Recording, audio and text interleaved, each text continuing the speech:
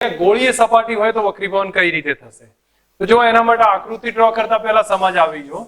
અહીં આપણે કોઈ એક અક્ષ ડ્રો કરી લઈ અને ત્યારબાદ અહીંયા આ રીતની એક ગોળીય સપાટી આપી દીધી છે.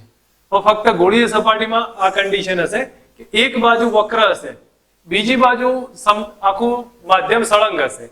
એક છેડો અહીંયા વક્ર છે, બાકીનો માધ્યમ સળંગ જોવા મળશે. આ રીતની એક ગોળીય સપાટી છે. અહીંયા કોઈ O પોઈન્ટ પર એક બિંદુવત વસ્તુ મૂકી છે, ઓબ્જેક્ટ મૂક્યો છે. આ જે ડિસ્ટન્સ આપણે સમજી લઈએ એ વસ્તુ અંતર u થશે. અહીંથી આ ડિસ્ટન્સ હશે એ વસ્તુ અંતર u ધારી લીધું છે. હવે આને નામ આપવું હોય તો કહી શકીએ છીએ આ પોઈન્ટને પોલ કહેવામાં આવશે, ધ્રુવ કહી દીધું છે. અહીંયા આની વક્રતા ત્રિજ્યા હશે તો વક્રતા કેન્દ્ર કઈ સાઈડ હોય? આ બનશે તો આનું જે સર્કલનું કેન્દ્ર એ અહીંયા ક્યાંક જોવા મળશે. આ C હશે, વક્રતા કેન્દ્ર હશે. બરોબર. તો આપણને એટલો આ બધી સ્ટેપ આપણને થોડા કોમન કોન્સેપ્ટ જેવા છે કે વધારે છે નહીં. ઓકે, અહીંયા એક દર્પણ મુખ લઉં છું. દર્પણ મુખ એટલે આ પ્રમાણેનું એનો પોઈન્ટ ધાર્યો છે. આને હું M ધારી લઉં છું. એમાં કોઈ પણ લઈ શકીએ, એનાથી કોઈ વધારે ફરક નહીં પડે. તો એક વસ્તુ ધ્યાન આપો, દર્પણ મુખ બને ત્યાં સુધી નાનું હશે. ટૂંકમાં આ જે ડિસ્ટન્સ છે એ ઓછું જોવા મળશે. વક્રતા વધારે હોય તો એક સિચ્યુએશનમાં જો આ રીતની વક્રતા હોય તો આ પોઈન્ટને અહીંથી જે લંબ ડ્રો કરીએ એ કેવો છે? થોડો ઓછો થશે. એમ વક્રતા થોડી મોટી જોવા મળશે. આ સિચ્યુએશનના આધારિત આપણને સમજાવ્યું છે. હવે અહીંયા આપણે આટલી સમજ આપણને ક્લિયર થવી જો.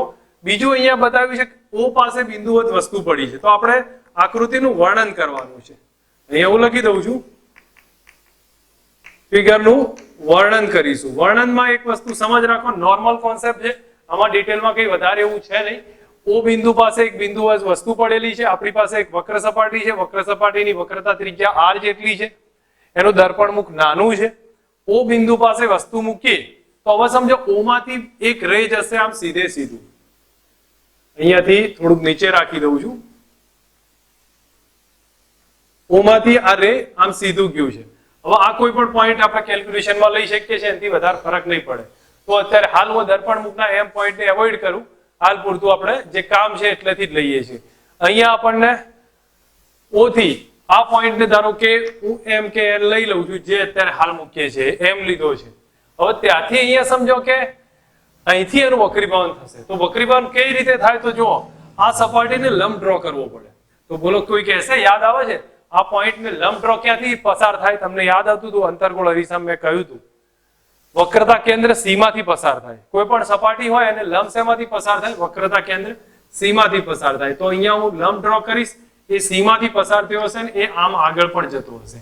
આ સપાટીને લંબ જોવા મળશે. તો આપણે અહીંથી રે આવતું હોય, આ આપાત રે છે, તો એનો આ ખૂણો આપાત કોણ થયો? લંબ સાથે બનાવેલો ખૂણો, એટલે અહીં આવશે. હવે એ રે અહીંથી વક્રીભૂત થશે અને વક્રીભૂત થાય તો તમને એ ખ્યાલ છે આ પાતળા માધ્યમથી ઘટમાં જાય તો લંબ તરફ જશે. લંબ તરફ જાય તો ધેટ મીન્સ એ આ રીતે જશે. લંબ તરફ જઈ અહીંયા આપણને ક્યાંક કોન્સન્ટ્રેટ થતું હશે. આમાં વક્રીભૂત રે આવ્યું છે. આ એની ફાઇનલ ઇમેજ આપશે I જેટલી. તો જો ઓબ્જેક્ટ અહીંયા પડ્યો હતો અને ઇમેજ અહીંયા મળી છે. રે ને સમજનો ટ્રાય રાખો. જો પહેલું રે આવ્યું છે એ M પાસે ગયું, M પાસે જશે એટલે સપાટીને દોરેલો લંબ C માંથી પસાર થાય. આપાત કોણ થયો? અને ત્યાંથી વક્રીભૂત રે છે એ આમથી આગળ જશે, I આગળ મળશે. તો આ જે લંબ સાથે બનાવેલો ખૂણો થયો એ વક્રીભૂત કોણ R થઈ જશે. વક્રીભૂત કોણ R થશે. આટલો સુધી આકૃતિનું વર્ણન છે. હવે એક કામ કરીએ છીએ, એના પછી અહીંયાથી આપણે દર્પણ મુખ ઉતારીએ જેથી આપણને એક્ઝેક્ટ ખ્યાલ આવે. અહીંયાથી આ પોઈન્ટ લઉં છું, આ P અને N લઈ લઉં છું આ પોઈન્ટ. તો તમને ખ્યાલ હશે કે આ PL લગભગ ડિસ્ટન્સ ઓછું છે, દર્પણ મુખ નાનું છે, એટલે P અને N લગભગ કેવા ગણાય?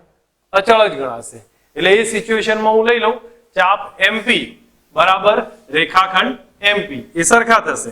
તો આકૃતિનું વર્ણન કરીને આપણે બતાવવું પડશે કે ચાપ MP બરાબર રેખાખંડ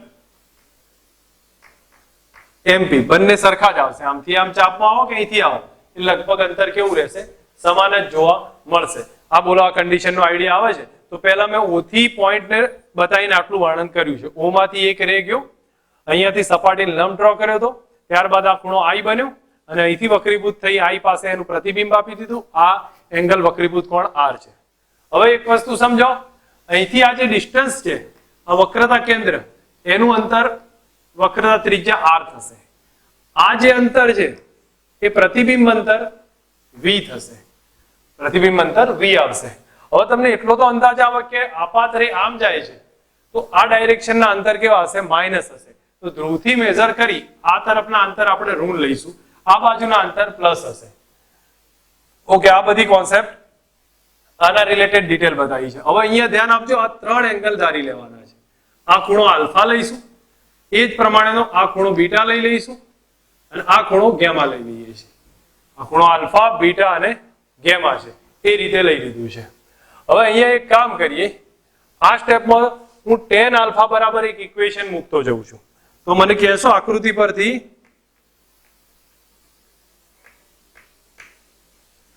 tan alpha is equal to nearer to alpha થાય. તો tan આલ્ફા બરાબર શું લખી શકું? તો સામેની બાજુ mp ભાગ્યા OP લખાય, અને OP ના બદલે હું -u કરી શકું, કારણ કે p થી અંતર મેઝર કરીશ. તો અહીંયા લખું છું mp ભાગ્યા OP. હવે mp તો એમના એમ, અને છેલ્લે કિંમત મૂકીશું તોય વાંધો નહીં. ચલો આ સ્ટેપ રાખીએ છીએ. હવે આ કન્ડિશન થઈ, એ જ પછી tan બીટા બરાબર લખી શકું. tan બીટા નિયરર ટુ બીટા, અને એના બરાબર શું આવશે? mp લખું અથવા mn લખી દઉં, mn બેટર રહેશે, કારણ કે આ mp ચાપ થઈ જશે. તો એટલા માટે હું અહીંયા લખું છું mn લખ્યું ભાગ્યા કેટલા લખ્યા? nc લખું છું.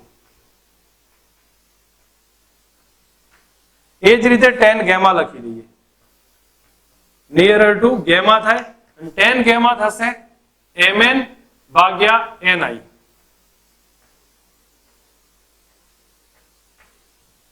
ઓકે, આ સ્ટેપ આપણા માટે રિલેશન સમજાવી દીધું.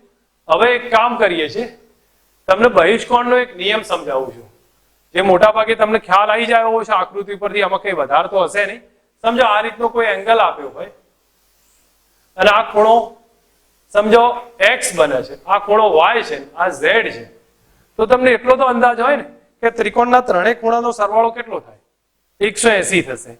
એનો મતલબ કે આ ધારો કે p લઈ લઉં છું, તો p plus y plus z, p plus y plus z બરાબર 180 થાય. અને આ બે ખૂણાનો સરવાળો 180 થાય. એનો મતલબ p વત્તા x બરાબર કેટલા થાય? 180. એનો સીધો અર્થ શું થયો? x બરાબર કેટલા થાય? y plus z. તો એનો મતલબ બહિષ્કોણનો નિયમ છે, બહિષ્કોણ x હોય એ ત્રિકોણના બે સામેના ખૂણાના સરવાળા બરાબર થાય. તો x બરાબર y પ્લસ z થશે. ઓકે, અહીંયા એ સ્ટેપનો યુઝ કરું છું, અને એ સ્ટેપનો યુઝ કરતા એક રિલેશન બનશે. હવે કયો બનશે એ જુઓ. પહેલા i બરાબર શું થાય? આલ્ફા વત્તા બીટા. તો આ ત્રિકોણનું નામ આપી દઉં, ત્રિકોણ MOC માટે, MOC માટે આલ્ફા બરાબર i બરાબર આલ્ફા પ્લસ બીટા થાય. એને સાઈડ રાખ્યું છે, i બરાબર આલ્ફા પ્લસ બીટા. હવે બીજો લઉં છું MCI ત્રિકોણ માટે, ત્રિકોણ MCI માટે બહિષ્કોણ કોણ છે? બીટા છે. બીટા બરાબર કેટલા થાય? ગેમા પ્લસ r થશે. તો બીટા બરાબર ગેમા પ્લસ r થાય. મારે અહીંયા r ને i ને સબ્જેક્ટ બનાવ્યો, એ હું r ને બનાવવું છે. તો r બરાબર થઈ જાય બીટા માઇનસ ગેમા. આપણી પાસે આ બે રિલેશન બહુ અગત્યના છે, કારણ કે ત્યાં સ્નેલનો નિયમ યુઝ કરીશું અહીંયા, ત્યારે i અને r ની જરૂર પડશે. તો હું સ્નેલનો નિયમ m આગળ યુઝ કરું છું. m પાસે સ્નેલનો નિયમ, એ સૂત્ર કયું? તો આ બાજુનો વક્રી ભવનાંક n1 લઈ લઉં છું, આ વક્રી ભવનાંક n2 લઉં છું. n1 sin i બરાબર n2 sin r. તો અહીંયા લખી દઉં n1 sin i બરાબર n2 sin r થાય. n1 sin i is equal to n2 sin r. ખૂણો નાનો હોય તો sin i nearer to i થાય. તો એ પરથી અહીંયા લખું તો n1i બરાબર n2 r થાય. n1 sin i is equal to n2 sin r. તો તો n1i is equal two n2r થાય. ઓકે, i ની r ની કિંમત મૂકો. i ની કિંમત છે આલ્ફા વત્તા બીટા, તો n1 આલ્ફા વત્તા બીટા બરાબર n2 અને r ની કિંમત લખું તો n2 આના બદલે થાય બીટા માઇનસ ગેમા, કૌંસ છૂટો પાડી દઈએ તો અહીંયા થશે n1 આલ્ફા વત્તા n1 બીટા બરાબર n2 beta minus n2 gamma. આમાંથી એક તરફ લાવીએ તો આને બીટા એક તરફ લઈ જઈએ તો આને એક તરફ લાવું તો અહીંયા આવશે n1 આલ્ફા વત્તા n2 ગેમા બરાબર n2 માઇનસ n1 બીટા થાય. જો અહીંયા સમજ આવે, n1 આલ્ફા વત્તા n2 ગેમા બરાબર n2 માઇનસ n1 બીટા થાય. ઓકે, હવે એ આલ્ફા બીટા ગેમાની કિંમત લખીએ. આલ્ફાની કિંમત છે mn ભાગ્યા op, તો n1 mn ભાગ્યા op, n2 ગેમાની કિંમત mn ભાગ્યા nc, mn ભાગ્યા nc બરાબર n2 માઇનસ n1 અને બીટાની કિંમત થશે મેં સોરી અહીંયા ઉલટું લખ્યું, ગેમાની કિંમત mn ભાગ્યા ni છે અને બીટાની કિંમત થાય mn ભાગ્યા nc થશે. ઓકે, આમાં તમે જુઓ તો mn ભાગ્યા nc થઈ જાય.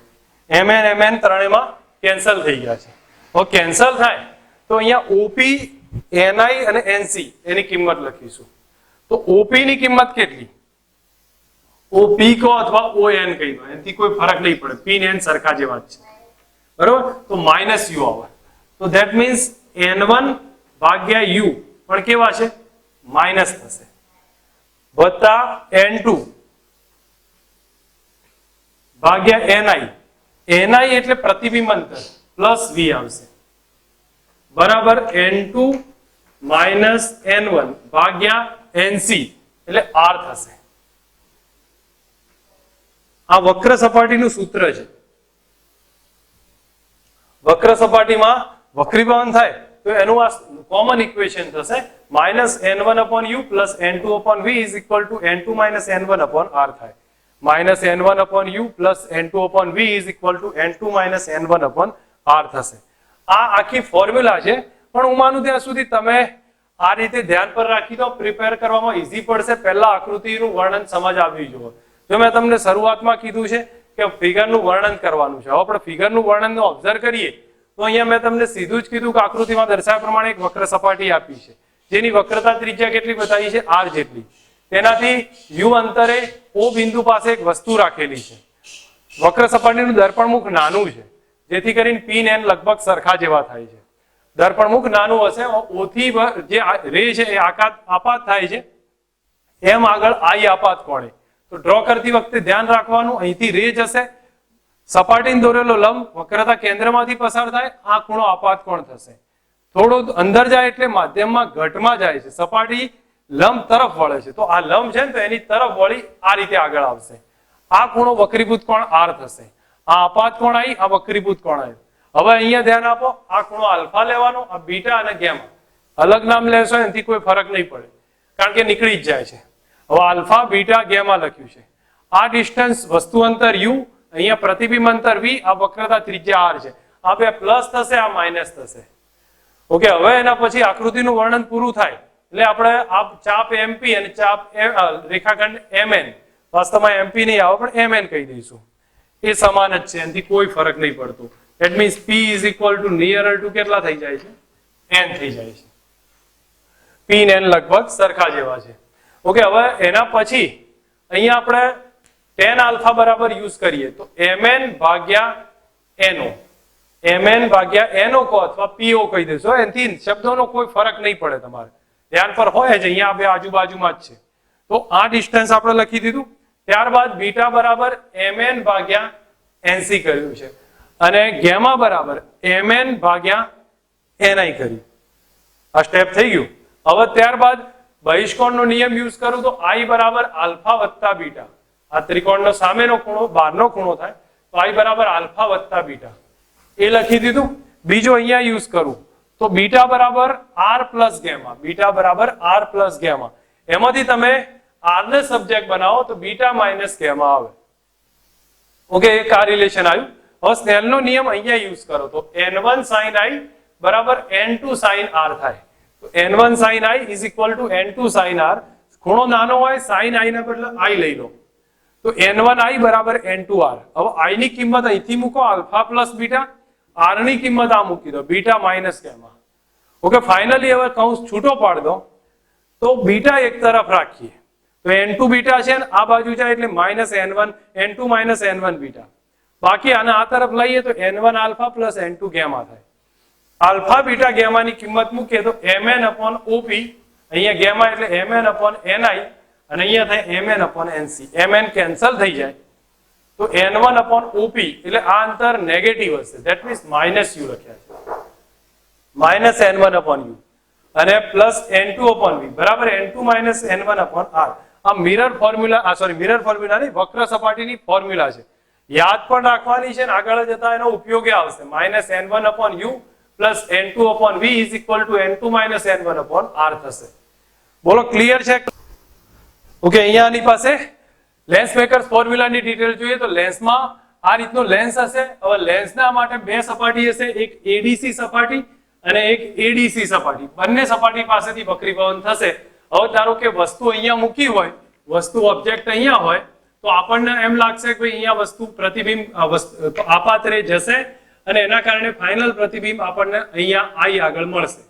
પણ એવું નહીં હોતું કે બે જગ્યાએથી વક્રીભવન થઈ અને પછી આપણને આ રિઝલ્ટ જોવા મળે છે. તો કઈ કન્ડિશન હશે? કારણ કે એક વક્ર સપાટી આ થશે ને બીજી વક્ર સપાટી આ થાય. તો અહીંયા હું પહેલી વક્ર સપાટીની વાત કરું છું, ABC ની. બીજું આપણે આકૃતિ દોરીશું એમાં ADC ની વાત કરીશું. આ કન્ડિશન આપણી પાસે હશે તો પહેલા ABC સપાટીમાં વક્રીભવન કઈ રીતે થશે એ સમજીએ. તો અહીંથી રે આવતો હોય તો અહીંયા પણ સેમ સિચ્યુએશન હું બતાવી દઉં. ઓબ્જેક્ટ અહીંયા પડ્યો છે, ઓબ્જેક્ટ અહીંયા છે તો ઓબ્જેક્ટ પહેલા અહીંયા જશે તો આ સિચ્યુએશન બનશે. હવે અહીંયાથી પહેલી વખત વક્રીભવન થશે, વક્રીભવન થઈ અને ફાઇનલ ઇમેજ અહીંયા ક્યાંક મળતી હશે. ધેટ મીન્સ આ ડિસ્ટન્સ I1 હશે, આ ડિસ્ટન્સ I1 હશે. તો ઓબ્જેક્ટ OB આગળ છે, ઇમેજ ક્યાં પડી? I1 આગળ. અને આનું વક્રતા કેન્દ્ર આ સાઈડ હશે જેનું હું C ધારી લઉં છું, C1 લઉં છું. તો આ B1 પોઈન્ટ આપણને મળ્યો છે. હવે આના માટે શું થશે? તો અહીંયા ઓબ્ઝર્વ કરીએ તો અહીંયા તમને સીધા અર્થમાં ખ્યાલ આવે કે આ જે સપાટી આવી એને વસ્તુ ક્યાં દેખાશે? કોઈ કહી શકે ભાઈ? આના માટે આપણે ઓબ્ઝર્વ કર્યું તો આને પ્રતિબિંબ આપણને I1 આગળ આવ્યું. હવે આવી બીજી સપાટીની વાત, તો બીજી સપાટીની વસ્તુ ક્યાં દેખાય?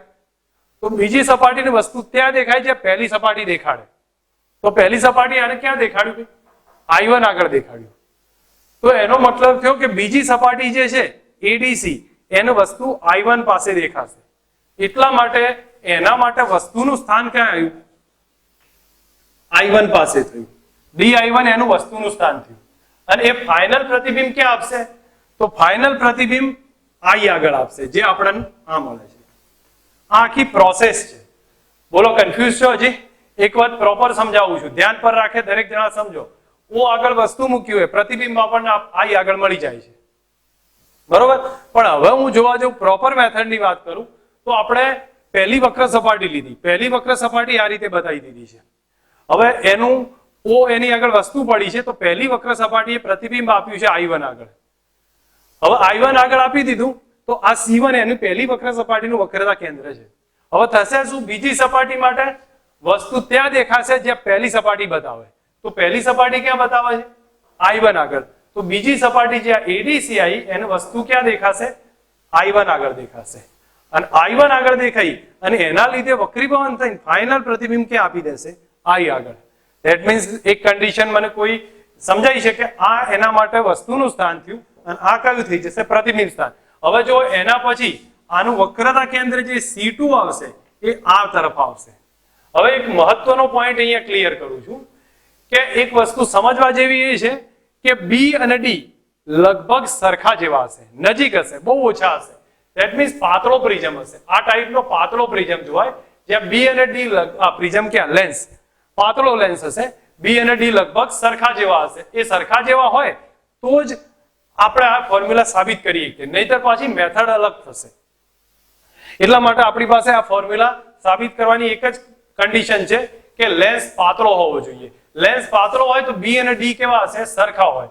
તો અહીંયા પહેલા જ લખું છું, વર્ણનની વાત કરીશું. વર્ણન કોમન કરવાનું રહેશે. કોમન એટલે કે તમે સિમ્પલ સમજાવી શકો કે આકૃતિમાં દર્શાવ્યા પ્રમાણે એક લેન્સ છે, લેન્સની બે વક્ર સપાટી છે, પહેલી વક્ર સપાટી અને બીજી વક્ર સપાટી એમ બંને બાજુથી વક્રીભવન થશે અને ફાઇનલ પ્રતિબિંબ I આપશે. શોર્ટમાં વર્ણન કરી શકો છો એ પ્રમાણે. બાકી પછી તમે આપની રીતે પ્રોપર લખવા જાઓ તો બી લખો, એનાથી એ ખોટું નહીં પડે કે અહીંયા બતાવ્યું છે કે આકૃતિમાં દર્શાવ્યા પ્રમાણે લેન્સને બે વક્ર સપાટી છે, એક ABC અને ADC.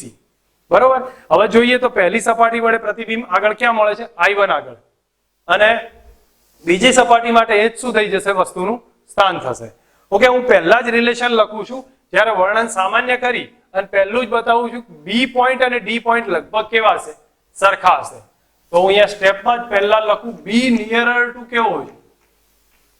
ડી જેવો છે. બંને સમાન જ છે.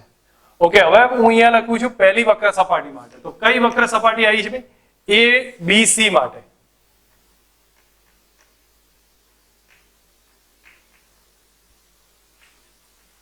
સપાટી પર ABC વક્ર સપાટી થાય છે. તો એના માટે આપણે વક્રીભવનકારક સપાટીનું સૂત્ર યુઝ કરીએ તો મને કોઈ કહેશે કયું સૂત્ર લખાતું હતું? -N1/U plus N2/V is equal to N2 minus N1/R. આ ઇક્વેશન હતું ABC વક્ર સપાટી માટે. તો બોલો U કેટલા? કોઈ કહેશે મને પહેલી વક્ર સપાટીમાં U કેટલા છે? OB થશે ને? હા, તો U બરાબર OB. તો ધેટ મીન્સ અહીંયા લખું -N1/OB વત્તા N2/V કેટલા? BI1. ચલો અહીંયા BI1 લખ્યા is equal to N2 minus N1/R. હવે R કેટલા? BC1. ઓકે, તો અહીંયા લખી દઉં છું B into C1. ચલો એક રિલેશન અહીંયા ખતમ કરીએ છીએ. બીજી વક્ર સપાટી લઉં છું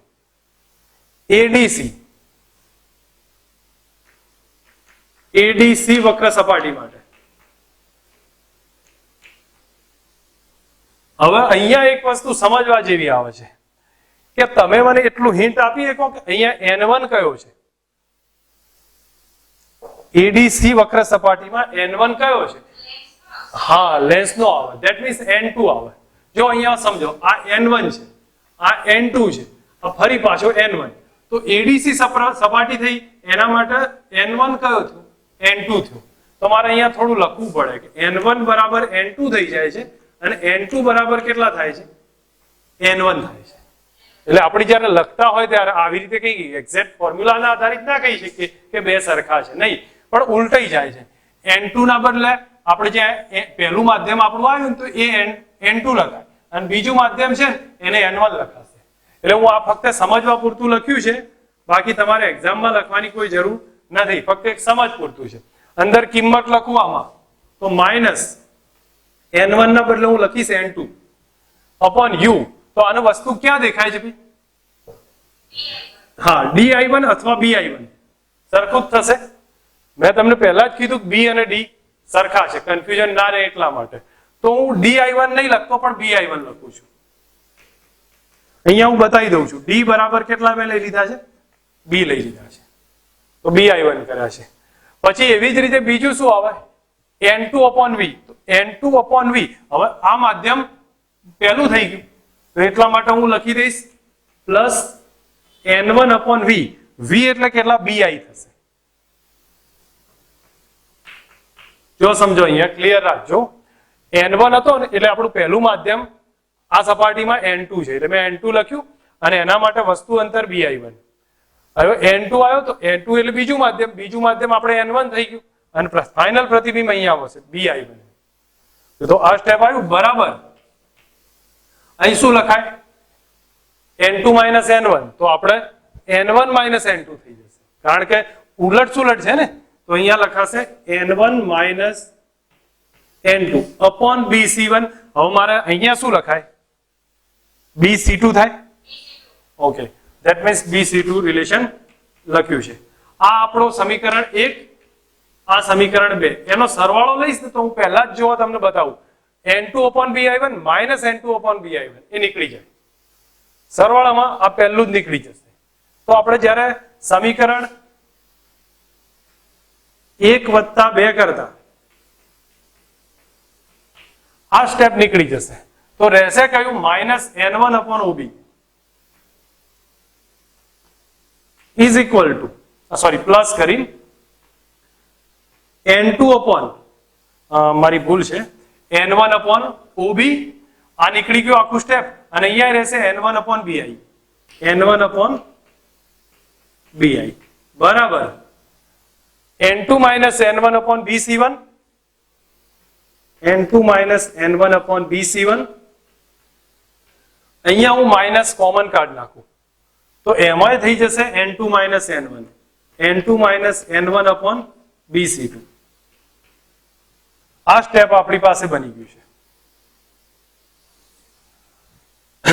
હવે એના પછી આ જે બોલો, આટલા સુધી કોઈ કોન્સેપ્ટમાં ક્લિયર પ્રોબ્લેમ હોય તો બોલી શકો છો. સમજ આવી છે કે કન્ફ્યુઝ છે ભાઈ છોકરાઓ? કમ્પ્લીટ છે? ઠીક છે, ચલો હવે આ સ્ટેપ આપણી પાસે સમજ આવી ગઈ. તો હવે અહીંયાથી આગળ લઈ જવું છે. હવે અહીંથી આગળ લઈ જવા માટે તમારે બીજું કંઈ વધારે કરવાનું નથી. તમારે આ બધાની કિંમતને એડજસ્ટ કરતા જવાનું છે. કિંમત એડજસ્ટ કરતા જશો, તમને એક રિઝલ્ટમાં મળશે. એના પહેલા હું એક કામ કરું છું, n2 minus n1 કોમન કાઢ નાખું. તો કોમન કાઢું તો આપણું સ્ટેપમાં કયું રિલેશન આવશે તમે બતાવી શકો છો? અહીંયા લખી દો minus n1 upon ob1, n1 upon ob1 વત્તા n1, અથવા n1 કોમન જ કાઢી નાખીએ જેથી આપણને છેલ્લે સુધી માથાકૂટ જ ના રહે. તો માઇનસ 1 upon ob1 વત્તા 1 upon bi ob છે, અને 1 upon bi. આ સ્ટેપમાં n1 બહાર નીકળી ગયા બરાબર. અહીંયા કેટલા નીકળે કોમન? n2 minus n1. કૌંસમાં શું રહે? 1 upon bc1 minus 1 upon bc2. આ સ્ટેપ રહેશે. n1 નીચે ભાગી નાખીએ તોય બેટર રહે. n2 minus n1 છે, n2 minus n1 થશે, એને નીચે ભાગી નાખીએ તો પણ ચાલી જશે. હવે એક કામ કરીએ છીએ, આ સ્ટેપ આપણને મળે, દરેકની કિંમત મૂકી દો તોય ચાલે, અને છેલ્લે મૂકો તો પણ ચાલશે. હું એક કામ કરું છું, જ્યારે આ કન્ડિશનનો યુઝ કરું તો વસ્તુ અંતર અનંત અંતરે લઉં છું. પહેલા જ વસ્તુ અંતર, અથવા જો એક કામ કર દો તમે, આનાથી ટેક્સ્ટબુક થી થોડું અલગ પડશે પણ પ્રોપર સમજ આવી જશે. બધી કિંમત મૂકી દો. ચલો પછી આપણે જોઈએ છે ઓ બી કેટલા, OB કેટલા છે? વસ્તુ અંતર U થાય, OB વસ્તુ અંતર. હવે અહીંયા જોવા જઈએ તો BI કેટલા? અહીંયા હું લખું છું આ વસ્તુ અંતર U, BI કેટલા? પ્રતિબિંબ અંતર કેટલા? V છે. ઓકે, પછી અહીંયા જો BC1, એટલે હું અહીંયા સ્ટેપ લખતો જાઉં, OB બરાબર આ OB છે ને, OB એ વસ્તુ અંતર U છે, BI પ્રતિબિંબ અંતર V થશે. BC1 એટલે પહેલાની વક્રતા ત્રિજ્યા R1, આ બીજાની વક્રતા ત્રિજ્યા R2. BC1 R1, BC2 R2. બસ કિંમત મૂકી તો થોડું ઈઝી થશે. તો આપણું સ્ટેપ આવે -1 upon U થઈ ગયું, પ્લસ 1 upon V થશે, અને કૌંસમાં રહેશે n1. n1 નું અહીંયા લખી દઉં તો n2 minus n1 upon n1, અને અહીંયા રહે BC1 એટલે 1 upon R1 minus 1 upon R2. આટલું સ્ટેપ થઈ ગયું. ઓકે, આમાં એક કામ કરું છું, જ્યારે વસ્તુ અંતર u અનંત લઈ લઉં તો પ્રતિબિંબ મુખ્ય કેન્દ્ર આગળ મળે. તો પ્રતિબિંબ ક્યાં મળશે? મુખ્ય કેન્દ્ર આગળ. તો આપણે f આગળ લખું છું. વસ્તુ અનંત અંતરે હોય તો પ્રતિબિંબ મુખ્ય કેન્દ્ર f એટલે કે કેન્દ્ર લંબાઈ જેટલા ડિસ્ટન્સ પર મળશે. તો હવે એને મારે યુઝ કરવો હોય તો અહીંયા લખું તો જો 1/∞ 0 થઈ જાય. તો આને હું ડાયરેક્ટ 0 જ લખું છું. 1/v ના બદલે 1/f કરું છું.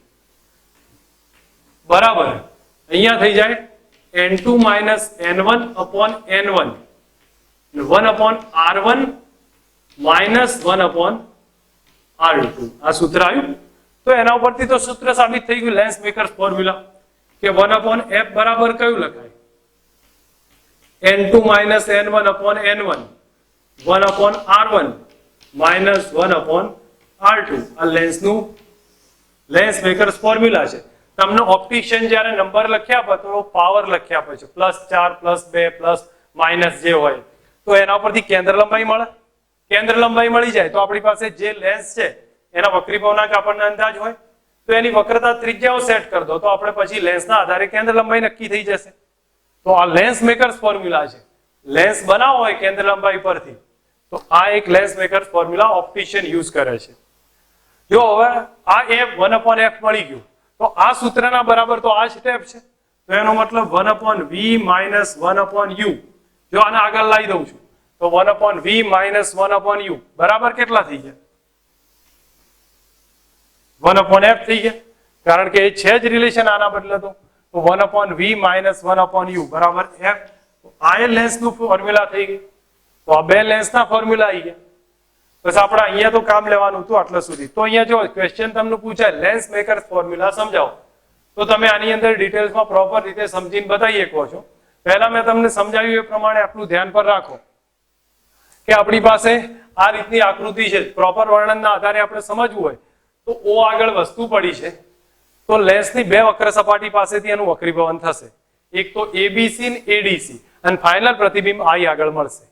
એટલું સિમ્પલ તમે બતાવી શકો છો. લેન્સ પાતળો છે એટલે BD પોઈન્ટ લગભગ સરખા જેવા હશે.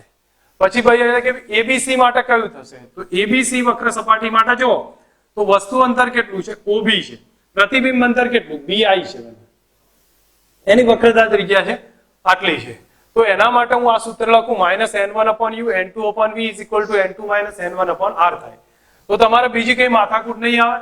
n1/u વસ્તુ અંતર OB છે તો OB લખ્યું, પ્રતિબિંબ અંતર v છે ધેટ મીન્સ BI1 છે, અને વક્રતા ત્રિજ્યા BC1 છે જે અહીંયા લખી દીધી છે. હવે આ સ્ટેપ પૂરું થઈ ગયું. બીજી વક્ર સપાટી માટે જોઈએ તો તમારે સ્ટેપમાં થોડુંક લખવું હોય તો લખી શકો. બીજી વક્ર સપાટી જે આવશે એના માટે પહેલી વસ્તુ જે પ્રતિબિંબ બતાવશે એ બીજા માટે શું થઈ જશે? વસ્તુનું સ્થાન થશે. એટલે પહેલી સપાટીએ પ્રતિબિંબ I1 આગળ બતાવ્યું, બીજા માટે એ વસ્તુનું સ્થાન થયું છે. હવે અહીંયા બીજા માટે બોલો તો અહીંયા પછી બીજી મહત્વની વાત આવી કે એના માટે પહેલું માધ્યમ N2 છે. એટલે જ્યારે અહીંયા N1 લખીએ તો N2 લખીશું અને બીજું માધ્યમ N1 થઈ જશે. હવે વસ્તુનું સ્થાન ક્યાં છે? તો BI1 આગળ. પ્રતિબિંબ ક્યાં મળ્યું? BI આગળ. અને વક્રતા ત્રિજ્યા કેટલી? R. એ BC2 આગળ. D ને B સરખા ધારી લીધા છે એટલે એમાં કોઈ ફરક પાડ્યો નથી.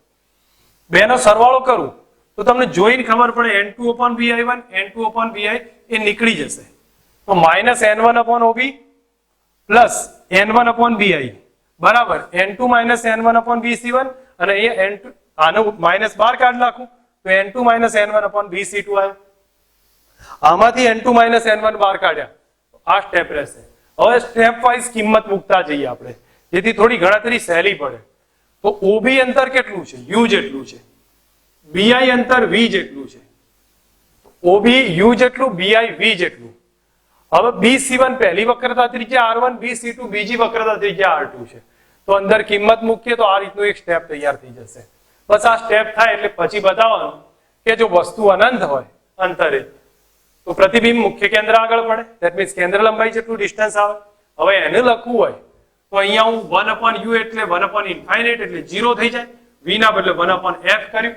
n2 - n1/n1, કારણ કે જો અહીંયા સમજો આ n1 ને ભાગાકારમાં લીધા છે, બીજું કઈ નથી, બાકી આ સ્ટેપ એના જ રહેશે. એનો મતલબ કે આ લેન્સ મેકર ફોર્મ્યુલા આવી ગઈ. યાદ હોવી જો 1/f ઇઝ ઇક્વલ ટુ કયું થાય?